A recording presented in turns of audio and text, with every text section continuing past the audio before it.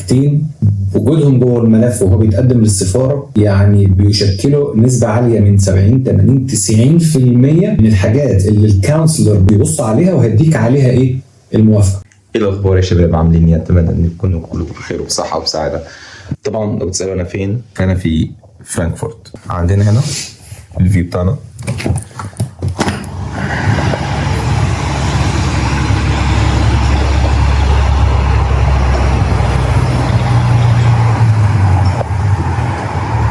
بس كده.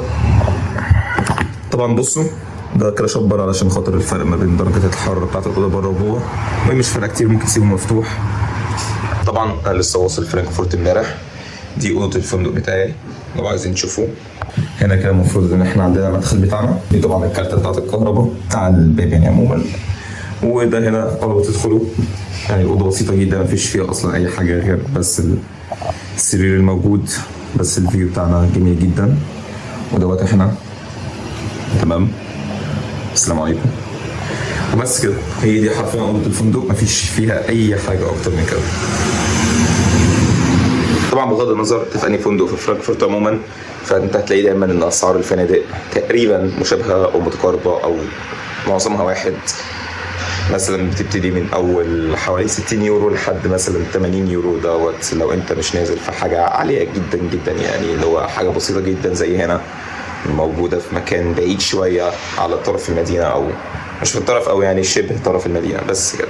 بس هنا طبعا المواصلات مساعدة يعني على كل حاجة عموما، فالموضوع هنا سهل يعني إنك تتنقل بالمواصلات يعني كلها. هو حوالي مثلا ترام واحد وتبقى في أي مكان. عموما خليكم معايا إن شاء الله، هنبتدي يومنا في فرانكفورت في مفاجآت كبيرة جدا، وخليكم متابعين معايا علشان خاطر هتتبسطوا جدا إن شاء الله. فيلا بينا نكمل.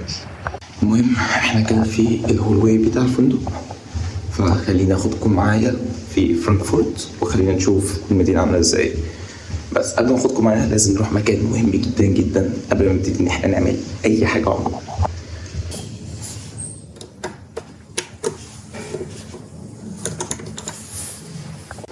وانت كده بتتك على زرار واحد اصلا، بس انا بتك على الاتنين، بس هو كده من غير لازمه، بس قشطه مفيش مشكله. بس المفروض ان احنا نروح نركب الاسبان من هناك. اسانسير وصل. ايوه تمام.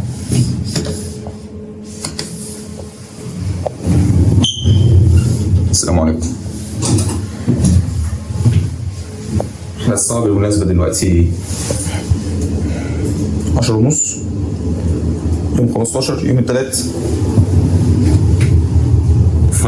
يلا بينا. المفروض دلوقتي احنا 19. طبعا المنظر ده عادي جدا جدا ان هو يتشاف.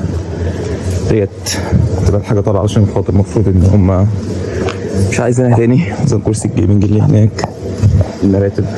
حاجه طبيعيه هنا جدا ان هم دايما مثلا يوم الثلاث محدش محتاج حاجه او غيره في الشقه، او مثلا حد بينقل، وهو بتبقى يعني عموما في النقل تبقى تكلفة نقل الحاجة أغلى بكتير من هو يشتري نفس الحاجة ديت جديدة أو مستعملة أو غيره.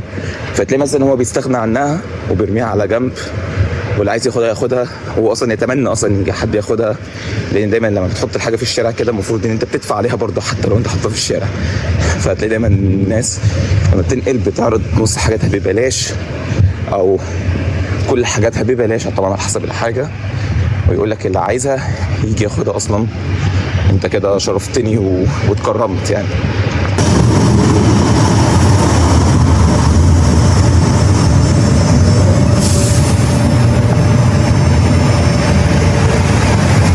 طيب يا شباب، احنا كده المفروض ان احنا وصلنا ان شاء الله المكان اللي احنا رايحين له. لسه لحد دلوقتي مفاجأة، ممكن حد يخمن مفاجأة ممكن لا، هو اكيد مش ده يعني، بس ده يعني.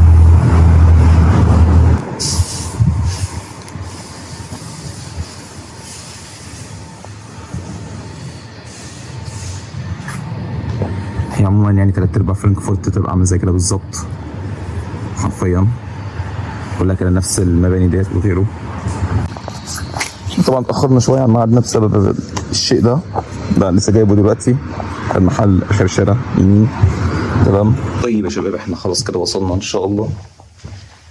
فدلوقتي حالا احنا مع الاستاذ اسلام ان شاء الله. من فين؟ شركه فينتيبا. شركه فينتيبا، اللوجو هناك اهوت، في نفس الوقت فينتيبا. هنا دي غرفه اجتماعات بس شكلها اوكي بايت. تمام. الضغط. طيب تمام استاذ اسلام، دي ان شاء الله الماركتينج. المكان بتاع الماركتينج. اوكي. دي المفروض ان كانت غرفه الاجتماعات اللي احنا كنا المفروض نعمل لها بوكينج علشان نصور فيها، بس للاسف. انا فاكر حضرتك كنت بتكلمني من هنا كده صح؟ من ديت هنا كده نفس الكرسي دوت على الاغلب، بس ما لحقناش. دي غرفه جيمز وغرفه بلاي ستيشن زي الشيل اوت. طبعا نايس تو سي يو.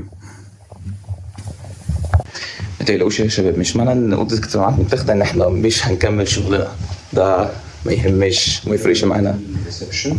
صباح الخير، صباحي. ما عندكيش؟ ماشي. استاذه فرح المفروض ان هي كاستمر سيرفيس، بس هي يعني النهارده ايه عامله حاجتين في الاستقبال وفي الكاستمر سيرفيس. اهلا وسهلا. استاذ محمد جندي ايجيبشن بلوجر النهارده بيصور معانا. شكرا. أنا كده الخدمة العملاء كلها. دي لوحة الموظفين كلهم. ده صاحب الشركة. السي او ولا المانجر؟ اونر وكل صاحب الليلة كلها. ده واحد ما اعرفوش. طبعا استاذ اسلام مشرفنا في اللوحه كلها. مصريين في اي مكان بيعملوا الشغل يا شباب، خلوا بالكم. تمام. دي كلها خدمة عملاء.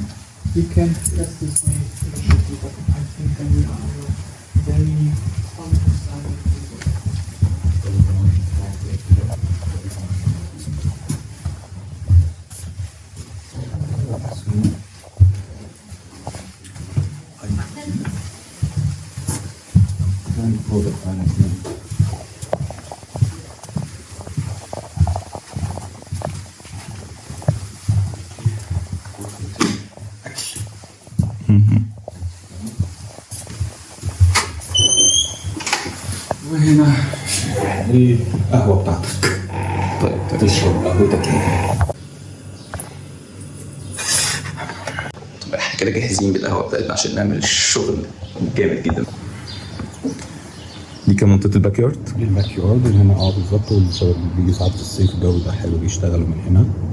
هل دي كلها في نتيبه ولا احنا لينا لحد يعني الممر اللي هناك ده كله بقى الرسمي بتاعنا. والمفروض ان بقيه الاماكن اللي هي اللي فوق ديت ريزيدنشال. صح كده. تبقى الزاويه زي كده ان شاء الله. ايوه ان شاء الله كده بالظبط.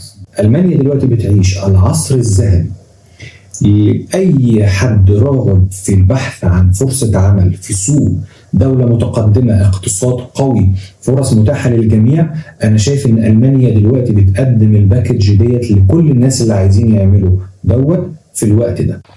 طيب شباب، دي كده الأوضة اللي احنا إن شاء الله هنصور فيها تبع في نتيبة. تمام؟ أو مش اللي هنصور فيها، احنا خلاص اوريدي خلصنا التصوير وإحنا إن شاء الله خلاص كده خلصنا. المفروض نحافظ على الهدوء شوية عشان الموظفين كلهم كاستمر سيرفيس الحاجات اللي زي كده.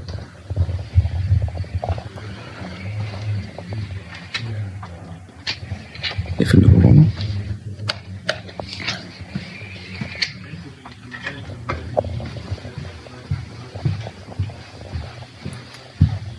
تمام، احنا كده خلاص خلصنا من التصوير.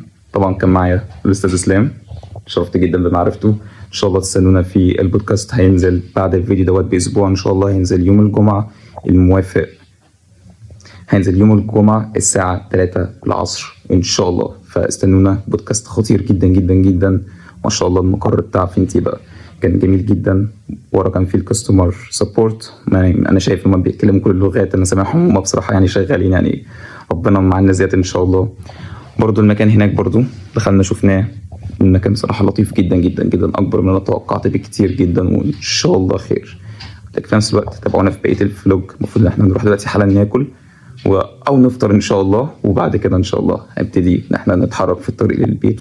طيب شباب، احنا خلاص كده لقينا لوكيشن مطعم كويس جدا، هنروح له دلوقتي حالا نفطر، وبعد كده المفروض ان احنا هنروح ان شاء الله بعد ما نلف في فرانكفورت شويه كده، وهاخدكم معايا عموما في الطريق.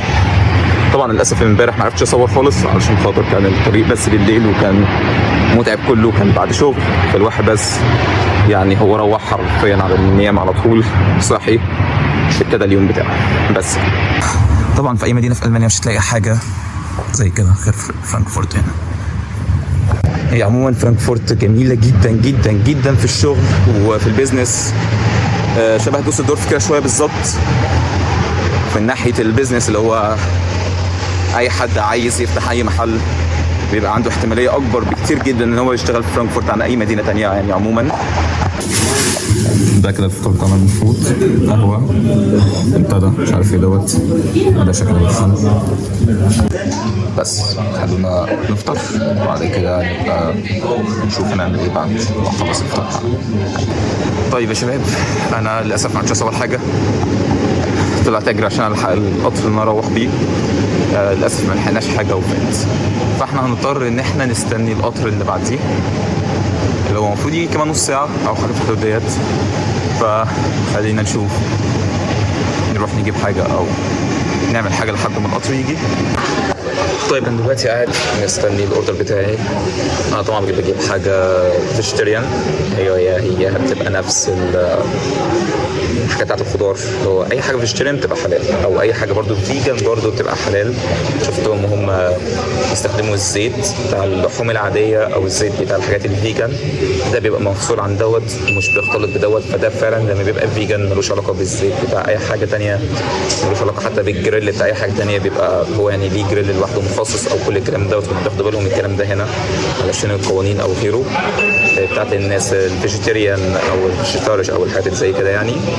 فاي حد عموما لو هو يجي المانيا وعايز يطلب اكل او حاجه ممكن يطلب عادي جدا حاجات الفيجن او الفيجيتيريان، مش هيحصل له حاجه يعني، عادي جدا لو هو كله حلال، لانه بيبقى كله هنا على حسب القوانين، بيبقى كله مفصول عن كله او عن بعضه عموما يعني. طبعا زي ما انتم شايفين حاليا انا في القطر رايحين على كوبلنز، بس حاليا هنبتدي نتحرك مع نفس القطر دوت من القطارات اللي بحبها القريب، ده بيبقى من القطارات مريحه جدا بالنسبه لي.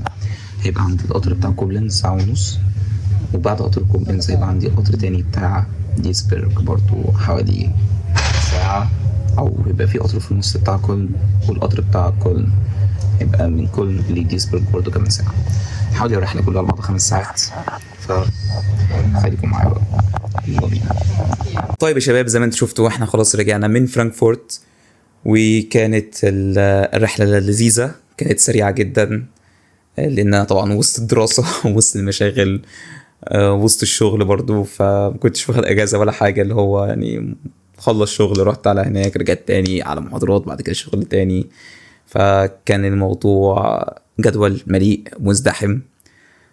وكان بس قصة رجوعي البيت هو ان انا نمت في الطريق كله، لان انا كنت ميت، كنت على اخري وتعبان جدا، كنت حوالي صاحي بقالي 12 ساعة، والطريق من فرانكفورت لهنا طويل جدا جدا جدا يعني، احنا بنتكلم في ساعات من السفر زي ما انتوا شفتوا، وبرضو ساعات من الجري على القطارات علشان خاطر نلحق. فده كان الفلوج بتاعنا، ان شاء الله تستنوا البودكاست بتاعنا الاسبوع اللي جاي، هيبقى مع مستر اسلام، بودكاست لذيذ جدا جدا جدا، اتكلمنا فيه عن حاجات كتير جدا، اتكلمنا فيه عن الشغل في ألمانيا، طبيعة الشغل في ألمانيا، طبيعة الكارير، اتكلمنا عن الصعوبات اللي بيواجهها الطالب، الفرق ما بين ألمانيا ومصر ودول الخليج. مستر اسلام يعني اشتغل في كل حتة، فاللي هو تقريبا يعني حبيت ان انا اسمع لكلامه جدا، وحبيت ان انا اعرف التجربة الشخصية بتاعته في الشغل في كذا سوق حرفيا، في كذا قارة مختلفة حرفيا.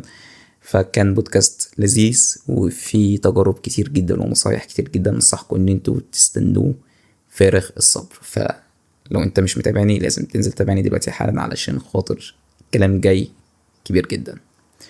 وبس كده، ده كان الفلوج بتاعنا، وده كان الفيديو بتاعنا، وان شاء الله لحد فيديو جاي. السلام عليكم.